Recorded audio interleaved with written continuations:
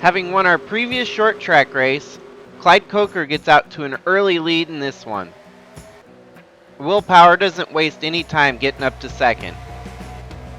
And with 20 laps in, they get single file and strung out. By lap 33, Jimmy Johnson, having started in 35th, moved his way up 10 spots to 25th. On lap 65, Liz Shangle comes to a stop on the track. However, this doesn't bring out a caution. And by lap 70, the leaders have got into lap traffic. After some repairs to her car, Liz Shangle comes back out, and on lap 74, spins me out and takes my dad Monty Shangle out as well. So all three of us wound up in a wreck. Also involved was Scott Dixon, as well as Rick Quick. Apparently my mom really wanted to bring out a caution. After the pit stops, it's none other than Will Power who takes over the lead. And after the caution, I get taken out in another wreck again. And it seems like caution fever is hitting early in this race. Another wreck involving Larry Lusk and Jimmy Johnson, as well as Monty Shangle and a couple others. After the caution fever has subsided, Will Power is still out front. However, now in second is Tyler Shangle.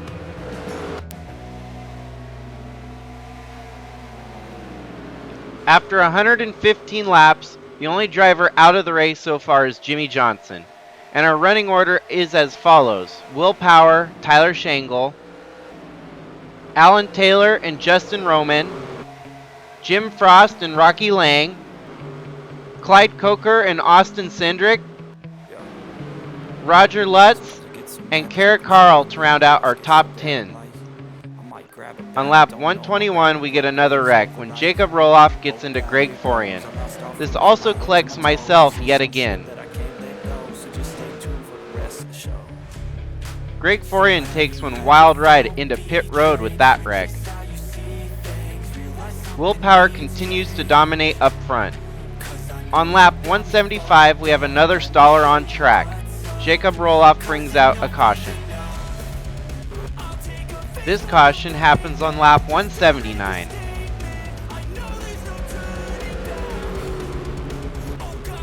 And after that caution, we get another good green flag run here, up to lap 205, with still Will Power in the lead.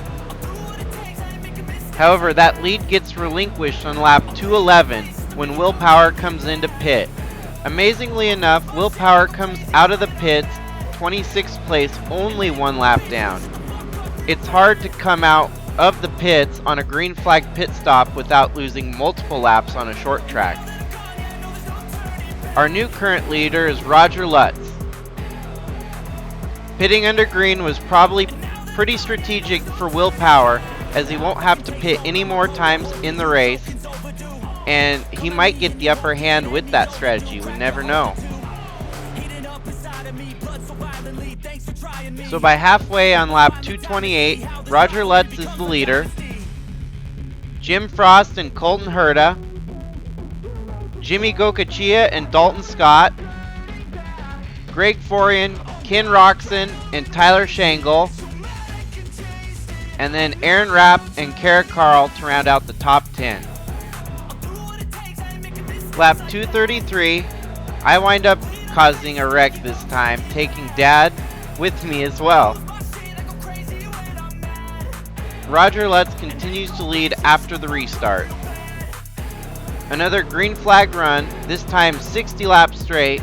Roger Lutz continues to lead. However, Will Power's lurking in the background there to try and get one of his laps, his one lap back. And the lap traffic of myself will be Will Power's saving grace, as he gets by Roger Lutz for the one spot to get his lap back. Roger Lutz pits on lap 319, ultimately ending any chance he had at winning the race. The new beneficiary leader of the race is Tyler Shangle, with Dalton Scott running second to him right now. By this time, everyone's coming in for their final pit stop and shuffling the field back to a very strange order. Tyler even comes into pit, and we get another caution. Me and my dad wrecking again. The initial caution was actually Scott Dixon getting slammed into the barrier. And then me and my dad spin out just a little bit after that, while Tyler's pitting.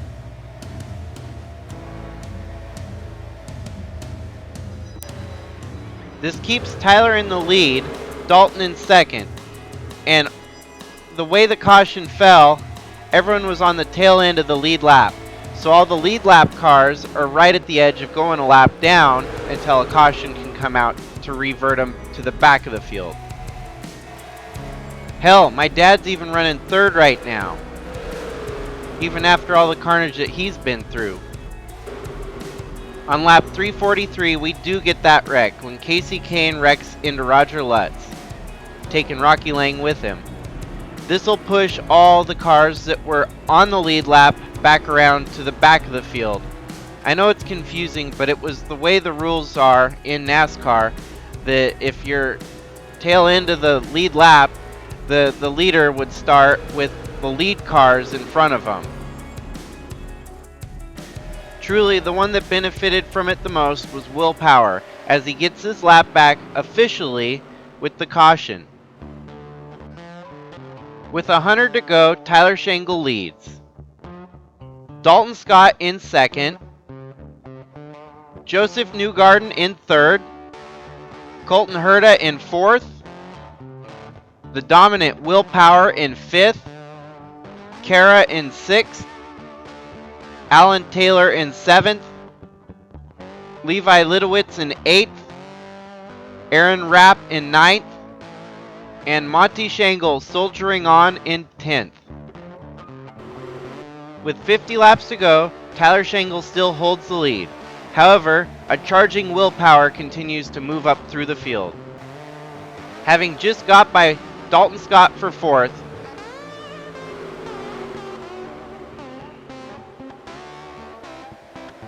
he gets past Will Power gets past Dalton for fourth.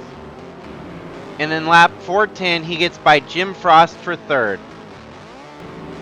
We have another staller on track. Alan Taylor brings out another caution with 45 laps to go.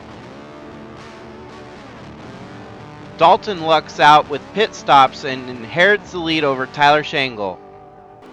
When the restart comes around, lap traffic is a huge factor, and Will Power gets to the inside lane and passes both Tyler Shangle and Dalton Scott for the lead. The dominant Will Power starts to drive off with the lead. However, lap traffic is still a factor in this race.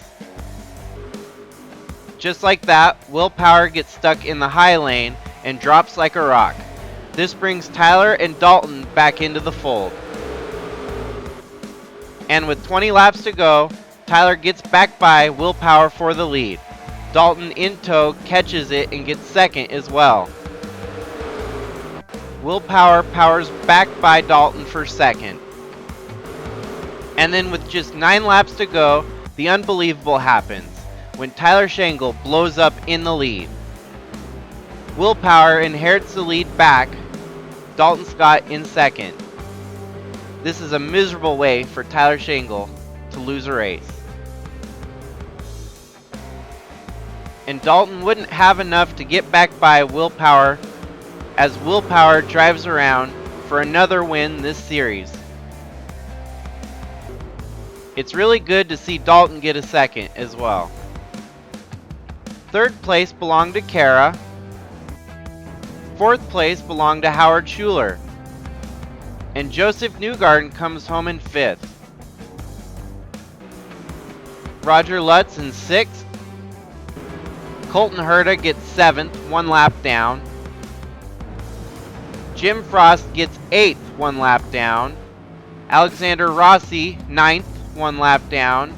and Jimmy Gokachia coming in 10th, 1 lap down. The crazy stat for this race was Jimmy Johnson finishing dead last and his teammate Scott Dixon finishing only a couple spots above in 32nd. We had 6 overall retirees in the race, and the hardest one was Tyler after leading the race, blowing up.